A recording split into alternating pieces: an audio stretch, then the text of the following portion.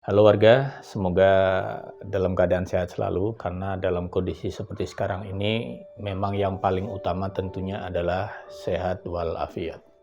Sebagaimana berita yang saya baca dan hasil obrolan di grup RT nih dengan para warga yang mana ada warga yang berprofesi sebagai nakes yang juga terlibat dalam penanganan COVID-19 ini, maka didapatlah info bahwasanya virus COVID-19 ini atau SARS-CoV-2 ini memang sudah bermutasi menjadi banyak varian lainnya.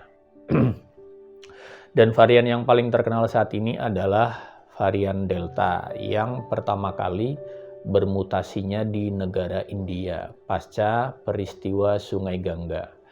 Dan kini telah juga masuk ke Indonesia.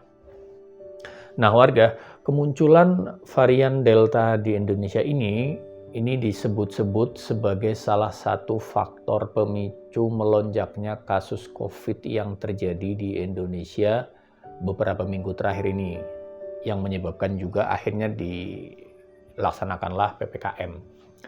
Nah, warga berikut ini adalah rangkuman fakta-fakta tentang varian Delta ini yang barangkali warga belum tahu dan perlu mengetahuinya. Yang pertama adalah bahwa varian ini lebih menular.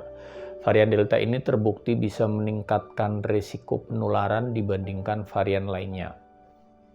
Pada Juni 2021, ya bulan lalu gitu ya, dilaporkan ada lebih dari 42.000 kasus varian Delta atau naik 70% atau naik 29.000 kasus dalam waktu seminggu. Dan menurut Ikatan Dokter Indonesia atau IDI, varian Delta ini tingkat penularannya 10 kali lebih cepat. Kemudian itu fakta yang pertama. Kemudian fakta yang kedua adalah bahwa tingkat keparahan penyakit. Jadi meskipun varian Delta ini belum terkonfirmasi bisa membuat infeksi menjadi lebih berat ataupun lebih mematikan gitu ya, tapi muncul laporan adanya peningkatan kasus rawat inap yang disebabkan oleh varian Delta ini.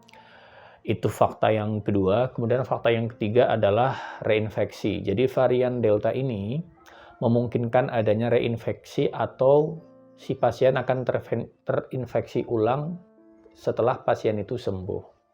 Nah, warga paling nggak itu tadi 3 fakta penting mengenai varian Delta. Tetap patuhi protokol kesehatan dimanapun warga berada dan semoga pandemi COVID-19 ini segera berakhir. Biar kita para warga bisa leluasa lagi buat ngumpul, buat ngobrol-ngobrol di ya pos kampling atau sekedar ngobrol ya ngobrol biasa aja gitu lah ya.